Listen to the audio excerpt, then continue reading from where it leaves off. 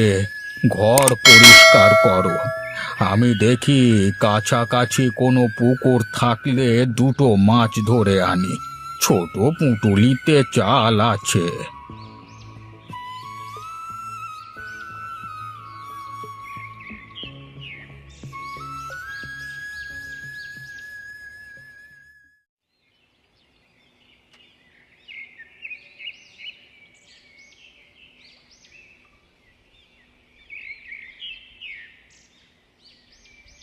আশেপাশে কোথাও কোনো পুকুর পেলাম না গো।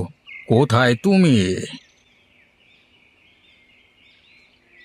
চিন্তা নেই গো, আজ আর মাছ ভাত নয়, মাংস ভাত হবে।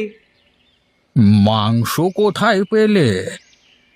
ঘর পরিষ্কার করতে গিয়ে দেখি একটা তাজা মুরগি মরে পড়ে আছে। বোধহয় কোনো জানোয়ার এনে ফেলে রেখেছে, পরে এসে নিয়ে যেত।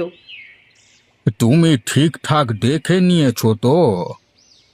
সব ঠিক আছে, তুমি ভেতরে এসে খেতে বসো।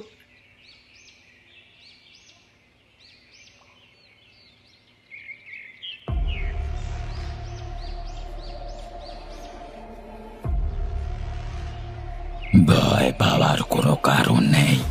আমি ইচ্ছাধারী রায়বাঘ। কঠোর সাধনার মাধ্যমে ব্যাঘ্র শ্রেষ্ঠ হয়েছি।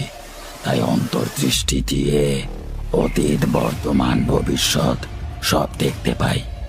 কুরুচিকর স্বাদযুক্ত মনুষ্য মাংস আমি খাই না। তবে হ্যাঁ, রান্না করা মাংস চলে। বনে যেতে যেতে হঠাৎ করে অতি সুস্বাদু মাংস রান্নার গন্ধ নাকে এলো। আহা, কি সুগন্ধ!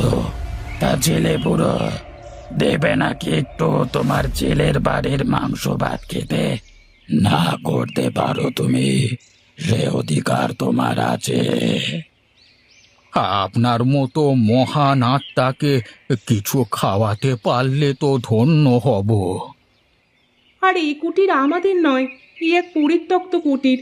আমরা গৃহহীন, এখানে আশ্রয় নিয়েছি মাত্র।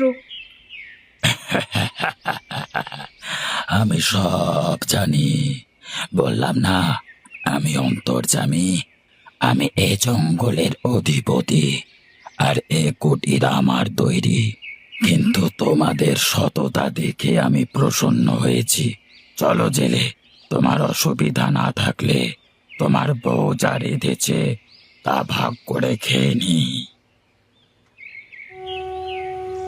জেলে, ফিরে যাও তোমার গ্রামে, সব ঠিক হয়ে যাবে।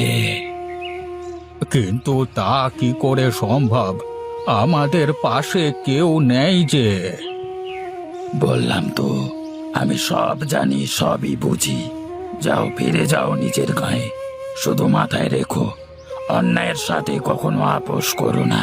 তা সে অন্যায় যতই তোমার আপন কেউ করুক না কেন, তাকে ক্ষমা করো না।